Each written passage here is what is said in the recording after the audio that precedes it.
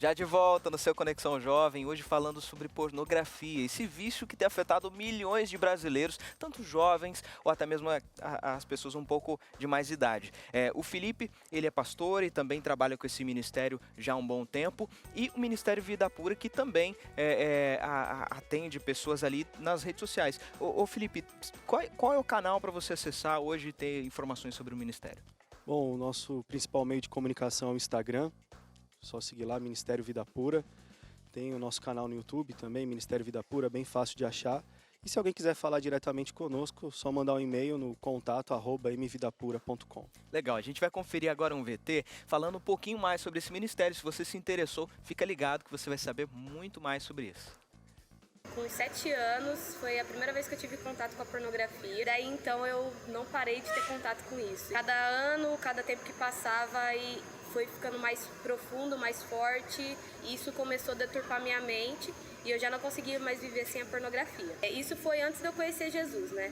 Eu tive uma adolescência bem perturbada, eu tive contato com bissexualidade. E aí há 4 anos eu me converti ao Evangelho, eu conheci Jesus. E quando eu comecei a caminhar, eu já tinha esse problema, eu já tinha essa dificuldade. Só que naquela loucura de ser salva, conhecer a Jesus, eu comecei o processo de santificação e eu fui achando que essa área da minha vida, de ter vício em pornografia, em masturbação, era algo que com o tempo eu ia conseguir vencer, sabe? Mas essa área da sexualidade na minha vida ainda não tinha sido resolvida. Mais ou menos a partir de fevereiro, eu estava assim, espiritualmente destruída, emocionalmente destruída, porque por mais que eu lutava, eu sempre caía nisso e eu sempre voltava. Eu poderia ficar talvez 2, 3 meses sem cair, mas eu sempre voltava nesse mesmo lugar. E isso foi me gerando como se fosse um muro, sabe, entre eu e Jesus. E eu não conseguia romper muita coisa. Eu não conseguia fluir completamente na plenitude daquilo que Jesus tinha para mim na intimidade. E isso começou a me incomodar, porque eu comecei a perceber que eu gritava: Jesus, eu quero você, eu quero amar Jesus, eu quero mais de Deus. Mas eu não praticava isso de verdade, porque o meu Deus era a pornografia. O meu Deus era a minha sexualidade. E eu estava sendo egoísta, porque eu não estava amando Deus acima de todas as coisas. E aí quando eu comecei a me dar conta disso, eu vi que eu precisava resolver essa situação e ser radical com o pecado. E aí eu comecei a pedir ajuda, buscar ajuda, eu pedi socorro, gritei socorro para minha discipuladora. E aí eu comecei o processo com o Daniel no Vida Pura. Ele me ajudou, tá me ajudando ainda, né, que é um processo. Mas foi muito difícil aceitar e admitir que eu precisava de ajuda e que eu não conseguiria sozinha. E hoje, 2 meses e meio, 3 meses fazendo Vida Pura, minha vida mudou muito, completamente. Eu quero encorajar você, jovem, você homem, você mulher, líder, pastor, a se santificar, a estar fazendo Vida Pura, procurar ajuda nessa área, sair do escuro e levar essa área da sua vida para a luz. Levar Jesus aonde você ainda não conseguiu levar, porque ele é especialista em restauração e ele adora fazer isso, porque é para isso que ele morreu na cruz. Vá até Jesus, pede socorro, não tenha medo do que vão falar, perde sua reputação para Jesus. Esse é o Vida Pura e nós não desistimos da santidade. Tá aí, excelente testemunho. E eu fiquei pensando aqui que parece que o pessoal que trabalha um pouco mais essa questão com o Ministério Vida Pura tem um pouco mais de maturidade para falar sobre o assunto também. Felipe, fala um pouquinho para a gente a respeito dessa ideia de que você precisa, ela falou ali, ser radical com o pecado. Precisa ser radical mesmo? Precisa, não, de uma vez por todas, tomar uma atitude, procurar ajuda? Com certeza. E ser radical com o pecado, muitas vezes é cortar uma rede social que te leva a tropeçar, cortar amizades, relacionamentos que não te fazem bem, sair de grupos de WhatsApp que não agregam em nada na sua vida. Então é tomar uma postura de decidir mudar. Olha, isso está afetando a minha vida e eu não quero mais. Eu quero decidir mudar e ser radical com o pecado. Agora, tem gente que pensa assim, mas como ela disse, eu me converti agora, eu vou levando, eu vou ler a minha Bíblia aqui sozinho. Dá para conseguir sozinho?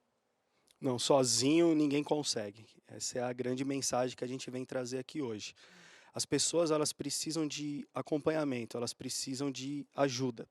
E entender que não é uma oração, não é um dia de jejum, infelizmente não é assim que funciona. É um processo no qual a pessoa começa, inicia, vai ter uma vida devocional de estudo da palavra, vai ter um acompanhamento, uma pessoa com que ela possa prestar contas, e dentro deste processo que a mudança vai acontecendo gradativamente.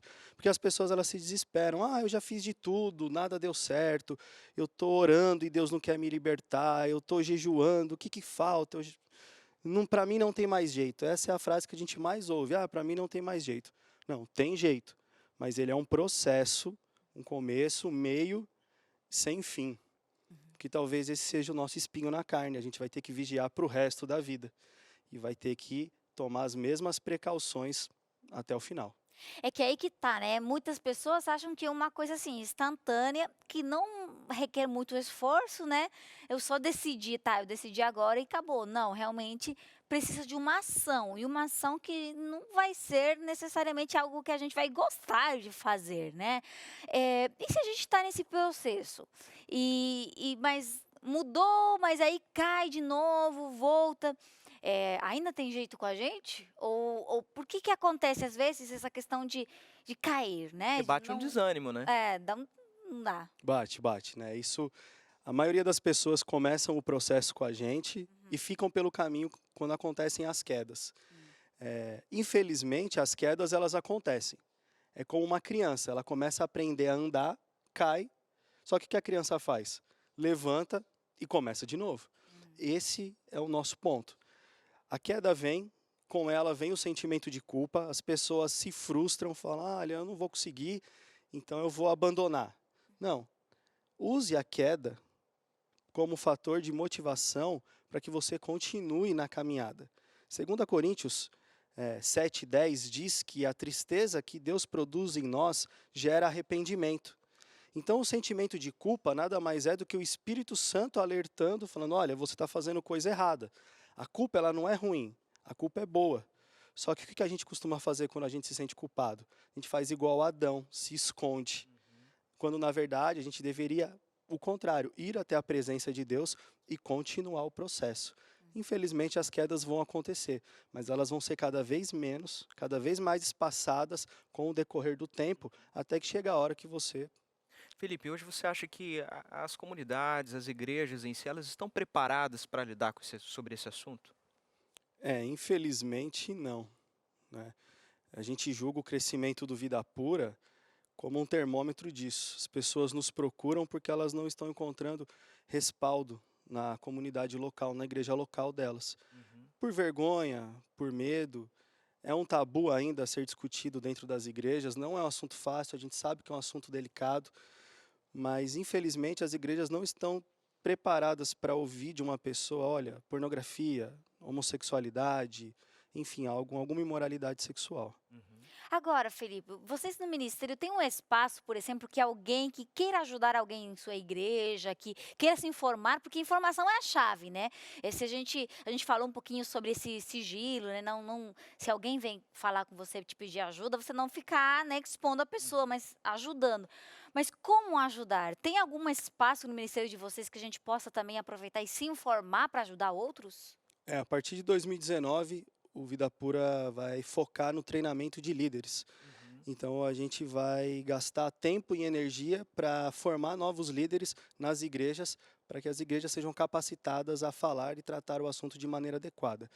E vai continuar dando todo o suporte. Tudo que acontecer no decorrer da caminhada, o Vida Pura continua dando suporte. Então a gente fornece o material que a pessoa precisa e todas as estratégias, como montar um núcleo de aconselhamento para viciado sexual. Legal. E vocês têm um livro, né, que a gente já pode acessar, por exemplo, esse livro de alguma forma. Mostra aí, pode mostrar.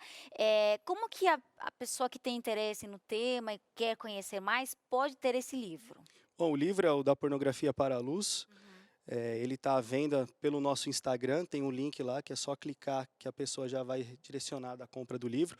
Ou pode solicitar pelo e-mail também a compra do livro. O livro ele trata de neurociência. Ele mostra como que a pornografia é tão prejudicial ao nosso cérebro e por que ela é tão viciante.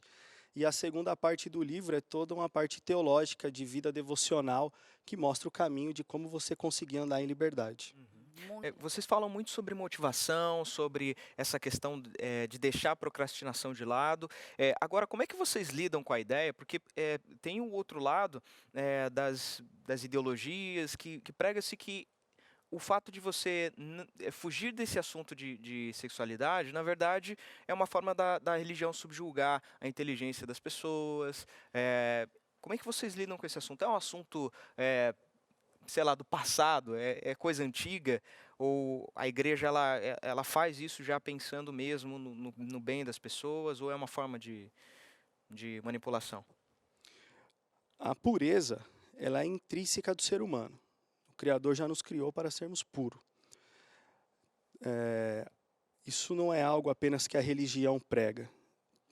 Dentro do Vida Pura, a gente tem relatos científicos de pessoas que nem são cristãs, de cientistas, psicólogos, psiquiatras, que atestam os males que a pornografia causa. Então, isso não é a forma de manobra e de manipulação que a religião tem, mas mostrar que realmente, mesmo no mundo acadêmico, hoje já é dito que a pornografia é um mal para a sociedade. E você, Felipe, tem contato com várias pessoas, vocês ajudam muitas pessoas. Tem alguma história nesse tempo que vocês estão trabalhando que tenha marcado de alguma forma especial o seu ministério, o trabalho que vocês fazem e que, quem sabe, alguém que está ali do outro lado pode se espelhar nessa história e pensar assim, poxa, eu poderia ser essa pessoa que você queira compartilhar? A história dos líderes já diz muito, nós todos fomos viciados em pornografia. Eu fiquei 12 anos aprisionado à pornografia e não foi fácil. Foi uma luta de 4 anos para começar a andar em liberdade e depois continuar andando em liberdade, todo um processo. E dentro do Vida Pura, a própria Mônica, que passou agora o VT dela, é um caso muito específico, porque é uma menina que pediu ajuda, ela é acompanhada por um dos nossos coordenadores, já está dando testemunho. Nós temos uma história de um menino que era viciado em pornografia, e quase perdeu o casamento, está noivo, quase que a noiva desistiu, mas que hoje ele é mentor do Vida Pura, ele trabalha junto com a gente. Então isso mostra que as pessoas elas conseguem caminhar e andar em liberdade e contar uma nova história. Você falou também da gente se colocar numa posição, quando a gente toma a decisão de fazer, de mudar, né, de sair desse vício. É claro, a gente precisa de ajuda, mas se você quiser compartilhar com a gente algumas dicas para quem está do outro lado, que está percebendo, quem sabe nesse momento, que precisa de hoje mesmo tomar uma decisão, não deixar para amanhã e começar por algum lugar. Por onde podemos começar? Primeiro, procurar uma pessoa, um cristão maduro, para confessar o problema. O seu pastor, o seu líder, o seu pai, sua mãe. Um cristão maduro que você possa confessar o problema para ele. Esse é o primeiro passo. Assumir, olha, eu tenho um problema. Quebrar essa barreira da vergonha, do medo e pedir ajuda. Esse é o primeiro passo. O segundo é perseverar nessa caminhada. Vai requerer muito esforço. E você tem que, olha, eu quero ser puro. Eu vou pagar o preço que for e vou perseverar nessa caminhada. Essas coisas já tem que estar muito na sua mente. E a terceira dica é, tem alguém para você prestar contas. Eu caí, então eu preciso prestar contas para alguém. Isso é fundamental no processo. Ter alguém com que você preste contas sempre. Olha, hoje eu caí, aconteceu isso, isso e isso. Não que você não precisa fazer isso todo dia, mas pelo menos uma vez por semana aí, prestar contas do que você fez todos aqueles dias daquela semana. Ô Felipe, talvez tenha alguém pensando assim, mas será? Pornografia é pecado mesmo? A gente pode usar essa palavra? Pode, pornografia é pecado.